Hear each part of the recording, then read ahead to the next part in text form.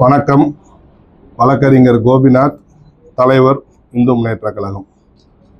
ஒரு காலத்தில் பார்த்தீங்கன்னா நம்ம தமிழ்நாட்டை ராஜாஜி, எம்ஜிஆர், காமராஜர் போன்ற மாமேதைகள் எல்லாம் ஆட்சி புரிஞ்சாங்க. வடநாடுகள் எல்லாம் பார்த்தீங்கன்னா முன்னணி அரசியல்வாதிகள் தமிழகத்தினுடைய அரசியல்வாதிகளை பார்த்து அரசியல் செய்ய வேண்டும் என்று ஒரு காலத்தில் இந்தியா முழுவதும் பேசப்பட்டிருந்தது.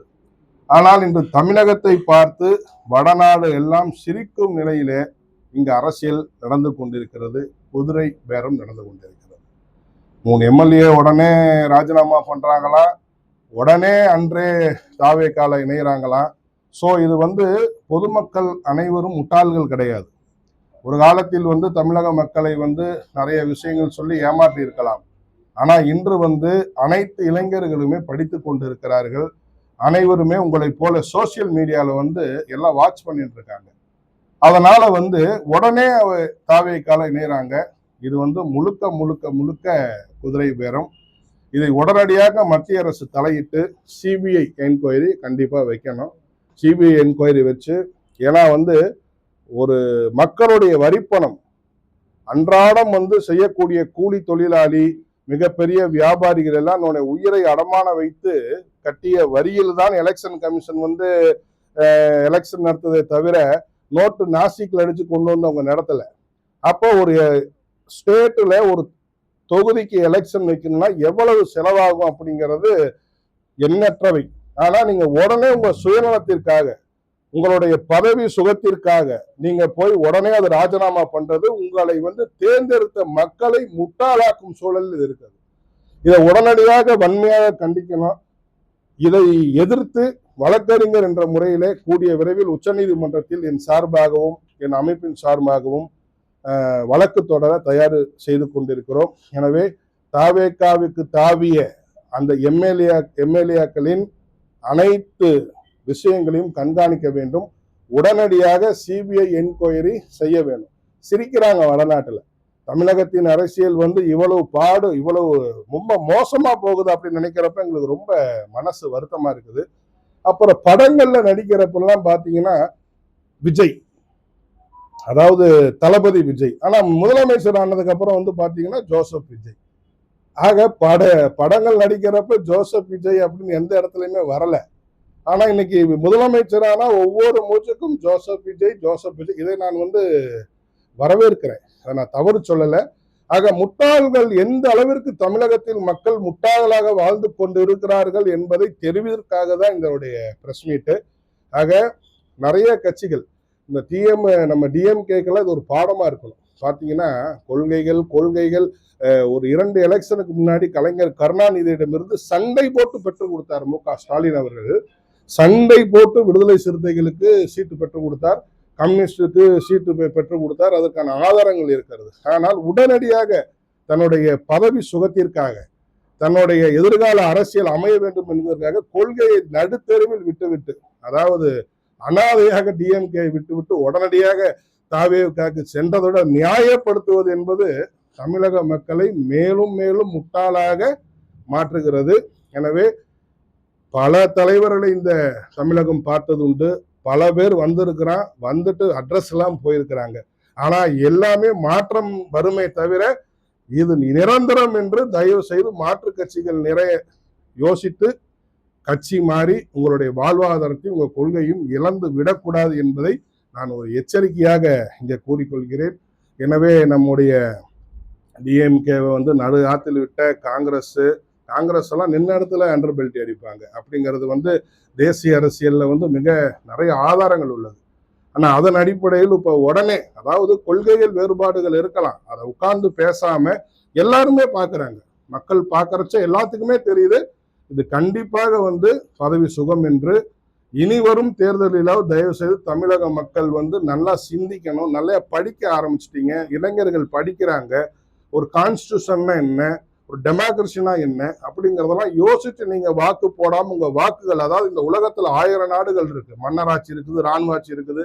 ஆனா உலகத்துல ஒரு முக்கியமான மக்களாட்சி என்பது நம்ம இந்தியா என்பது இந்த உலகத்திற்கே தெரியும். அந்த மக்களாட்சி என்பதற்காக தான் இந்த ஓட்டு என்ற உரிமை நமக்கு விலையில்லா ஒரு ஓட்டை நம்ம கொடுத்துருக்குறாங்க.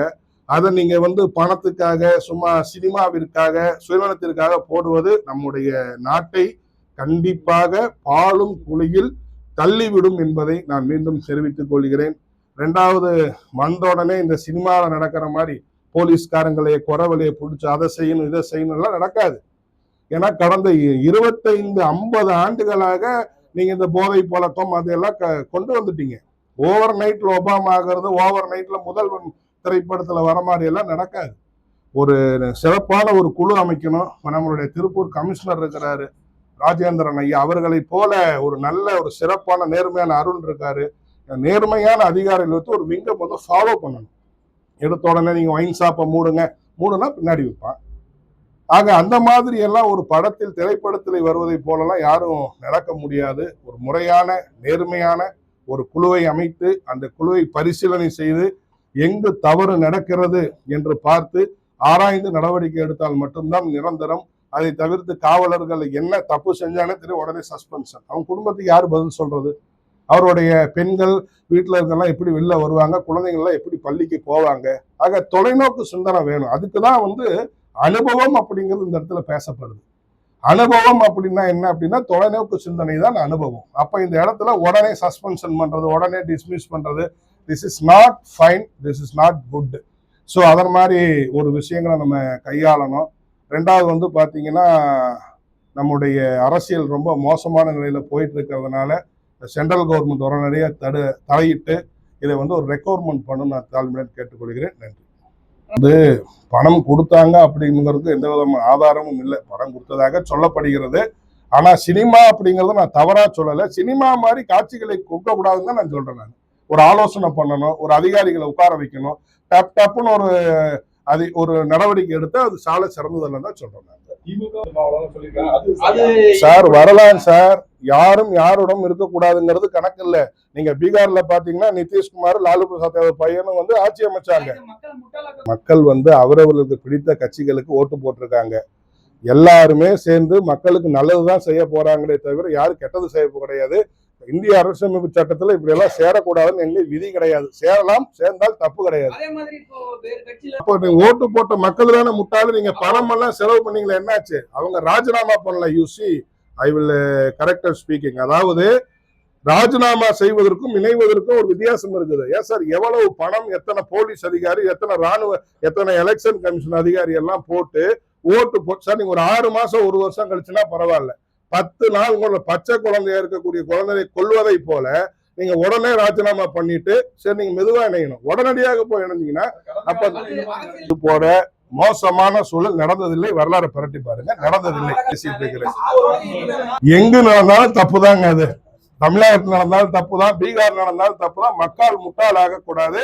ஒண்ணு, ராஜினாமா செய்த அவர்களிடம் பணத்தை வசூலிக்கணும், இல்லைன்னா எங்க பணத்துக்கு என்னங்கிறத நீங்க பதில் சொல்லணும். அவ்வளவுதான். மாதிரி வந்திருக்குது, தவறு கிடையாது. விஜய் வந்ததுல எனக்கு எந்த வருத்தமும் கிடையாது. விஜய் வந்ததை நான் வரவேற்கிறேன். ஆனா சிறப்பான முறையில் குதிரை பேரம் இல்லாமல் தெளிவான ஆட்சிகள் பண்ணுங்கன்னு தான் நான் சொல்றேன். நான் நன்றி. ஜோதிடர் பத்தி எனக்கு தெரியாது. அதாவது சரியான முறையில் விஜய் ஆட்சி செய்தால் வரவேற்போம், தவறுகள் சென்றால் சுட்டி காட்டுவோம், தேவை ஏற்பட்டால் கவுக்கவும் செய்வோம். நன்றி. வெட்டக்கூடாதுங்க. பொது இடங்கள் பப்ளிக் பிசினஸ். ஏன் வெட்டுவாங்க? வெட்டுறதுக்கு ஆடு மாடு கோழிகளை வெட்டுறதுக்கு சட்டப்படி அதற்கான ஒரு கூடம் இருக்குது. முறைப்படி அங்கதான் வெட்டணும். பொது இடத்துல இறைச்சி கடை வைக்க கூடாதுன்னு பொதுநல வழக்கு போட்டு உத்தரவு வாங்கணும் நான் என்னுடைய அமைப்பு சார்பாக. அத பொது இடத்துல இறைச்சிகளை வெட்டக்கூடாது. அவருக்கு அதாவது ஒரு ஆடு வெட்டணும்னா கூட ரூல்ஸ் அண்ட் ரெகுலேஷன் படி ஒரு ஆடு மாடு வெட்டணும்னா ஒரு டாக்டர் பரிசோதனை பண்ணி நீங்க பார்த்துருப்பீங்க. காதுகள்ல ஒரு கடுக்கன் எல்லாம் போட்டிருப்பாங்க. அதுக்குன்னு முறையான ஒரு கூடம் இருக்குது, அங்க வச்சுதான் வெட்டணும். நீங்க பொது இடங்கள்ல வெட்டினால் அது சாலச்சத பப்ளிக் யூசஸ். அதனால உயர்நீதிமன்றத்துடைய தீர்ப்பு வரவேற்கத்தக்கது.